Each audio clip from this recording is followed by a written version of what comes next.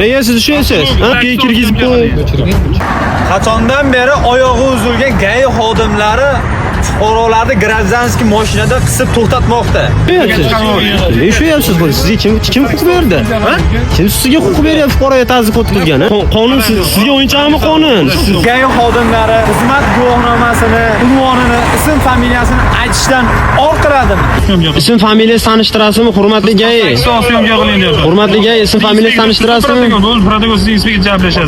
O'zbekiston Respublikasi qonuni ustuvor emasmi? Qachondan beri oyog'i uzilgan gay xodimlari fuqarolarni Grazanskiy mashinada qisib to'xtatmoqda. Bularga kim huquq beryapti? Farg'ona viloyat gay xodimlari xizmat guvohnomasini, unvonini, ism familiyasini aytishdan or qiladimi? Ya'ni Farg'ona viloyat gay xodimlari fuqarolarini mashinasini tachkovkaga kirgizish bo'yicha mutaxassis bo'lib ketibdi. Ya'ni bu tachkovka deganda fuqarolarning shaxsiy mashinasini qora ro'yxatga kirgizib qo'yish. Ya'ni bu holat agar qora ro'yxatga gay xodimlar kirgizib qo'ysa, birorta fuqaroning mashinasini yurgan yo'lida gay xodimlar to'xtatadi. Salgina xato qilsa, qoidabuzarlik bo'lsa, qoidabuzarlikka yo'l qo'ysa, jarima keladi. Bu Farg'ona viloyati gay xodimlari qonunlarimizni o'zlari yaratishmoqdami? Sun'iy ravishda ki gay xodimlarini rahbari juda ham erkalatib o'rganmi bu erkatoylarini? O'zbekiston Respublikasi qonuni ustuvor emasmi? Hamma viloyat, hamma rayonlarda qonun bitta emasmi? Yoki hamma tashkilotda har xil ishlaydimi qonun? Kechagina mana gay xodimlari bilan tortishuv holatini ijtimoiy tarmoqlarga chiqargandik. Endi men shu holat bo'yicha izoh bermoqchiman. Video davomida o'zlaringiz ko'rishlari mumkin. Jarimaga kirgizib qo'yasizmi? Siz gapingizni gapiring. Jarimaga kirgizib qo'yasizmi? Jarimaga kirgizib qo'yasizmi? Ism familiyasi tanishtirasizmi, hurmatli gay? Hurmatli gay, ism familiyasi tanishtirasizmi? Kirgizib qo'y. Rahbar mashinani tachkovkaga kirgizib qo'y, jarima. Yo'q, jarimaga kirgizib qo'yasizmi? Siz gapingizni gapiring. Jarimaga kirgizib qo'yasizmi? Jarimaga kirgizib qo'yasizmi? Jarimaga kirgizib qo'yasizmi? Nega siz tushunasiz? Siz nimaga tushunasiz? Siz itarib chiqaryapsiz. Men qo'limni. Nima ushlayapsiz? Nima ushlayapsiz? Sizga kim huquq berdi? Kim sizga huquq beryapti fuqaroga tazyiq o'tkazgani? Men siz meni ushlayapsiz. Yo'lni chekkasiga chiqib olyapsiz. Sizlar chiqaryapsizlar, aka, sizlar chiqaryapsizlar.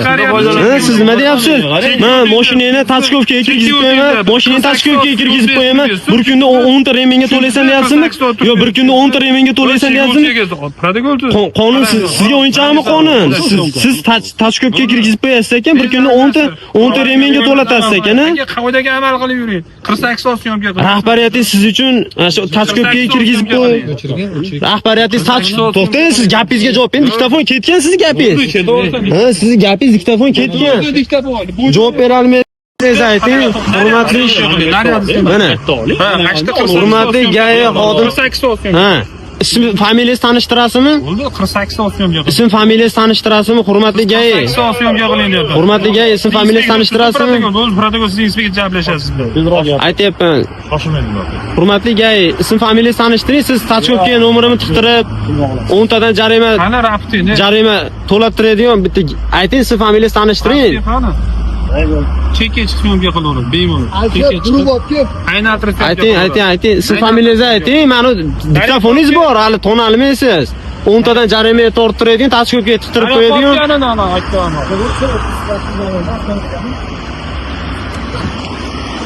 Gapirasizmi?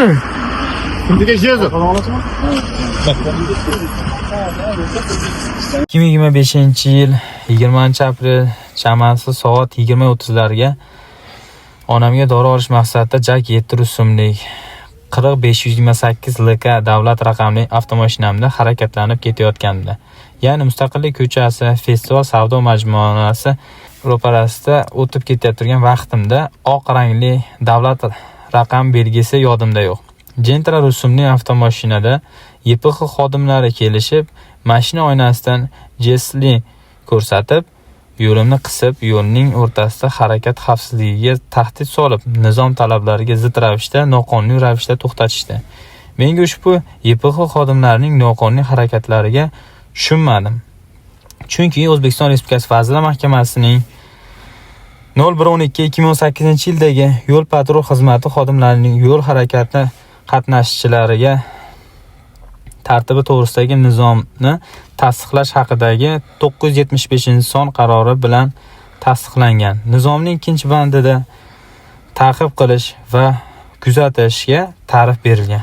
Unga ko'ra, ta'qib qilish jinoyat sodir etilganlikda gumon qilinayotgan shaxslar bo'lgan transport vositasi haydovchisi YPX xodimining to'xtash to'g'risidagi qonuniy talabini bajarmaganda transport vositasining harakatiga chek qo'yish hamda gumonlanuvchini ushlash maqsadida transport vositalarining orqasidan quvishga kuzatish ma'muriy huquqbuzarlik sodir etgan shaxslar bo'lgan o'z harakatlari bilan boshqa harakat qatnashchilari hayoti sog'lig'iga xavf solayotgan transport vositasini haydovchisi YPX xodimining to'xtash to'g'risidagi qonuniy talabini bajarmaganda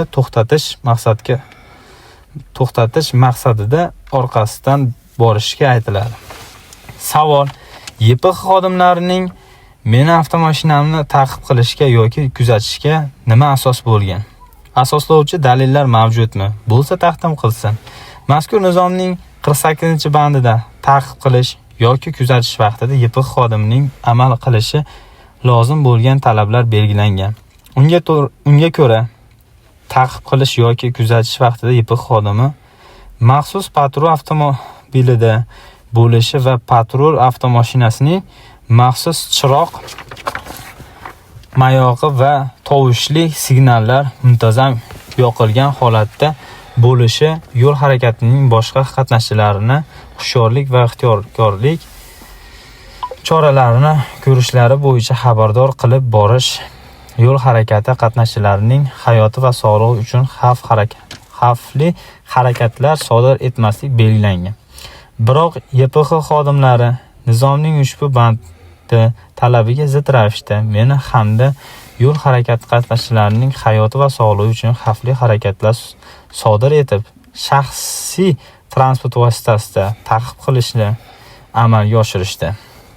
Bundan tashqari, nizomning 14-bandida YPX xodimining o'z xizmat vazifalarini bajarishda mobil videokameradan foydalangan holda oshkora olib borishi, yo'l harakati qatnashchisini to'xtatganidan keyin uning oldiga borish, o'zini tanishtirish, lavozimi, unvoni, ismi, familiyasi haqida ma'lumot berish, uning talabiga ko'ra ko'krak nishon belgisini ma'lum qilish va xizmat guvohnomasini ochiq holda bunda YPX xodimi tomonidan xizmat guvohnomasini yo'l qatnashchisi ixtiyoriga berish taqiqlanadi.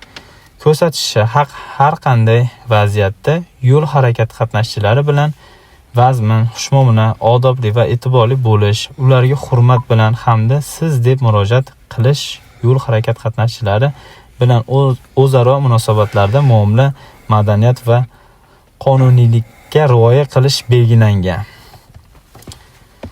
Biroq ushbu kuni men bilan suhbatlashayotgan yo'l patrul xizmati xodimining mobil videokamerasi mavjud bo'lmagan va u o'zini tanishtirishdan bosh tortgan.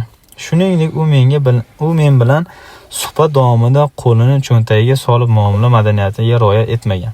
Shuningdek, YPX xodimi suhbat davomida protokol tuz yoki raportning qani degan so'zlardan foydalandi. Protokol yoki raport nima o'zi? O'zbek lug'atida protokol yoki raport degan so'zlar mavjudmi? O'zbek tiliga lug'atiga yangi so'zlar kiritilganligiga alohida izoh berilsa maqsadga muvofiq bo'lardi. Shu jumladan o'zining tanishtirmagan YPX xodimi meni savollarimga javob bermasdan 40 057 V0 davlat raqami Lacetti rusumli xizmat avtomashinasida o'tirib boshqarib ketdi.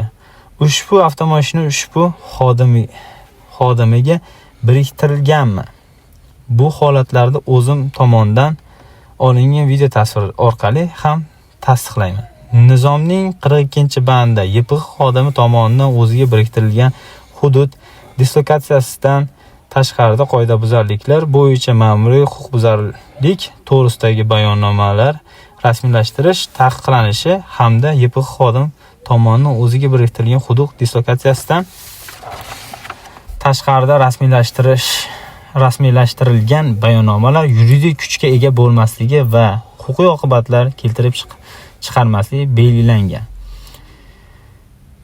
Biroq YPX xodimi shu kuni menga dislokatsiya mavjud yoki mavjud emasligi haqida aytmadi. Menga bayonnoma rasmiylashtirilgan YPX xodimi tanimayman va dislokatsiya mavjudligiga ham bilmayman. Bu kabi qo'pol YPX xodimlari ichki ishlar organlari tizimida ishlashga noloyiq deb hisoblayman. Yuqoridagilarga inobatga olib, oyog'i yerdan uzilgan nopak noqonuniy xatti-harakatlar sodir etgan va men konstitutsiyaviy huquqlarimni paymol qilgan vallomat YPX xodimlariga nisbatan tegishli chora ko'rishini va ichki ishlar organlari tizimidan bo'shatishlarini so'rayman.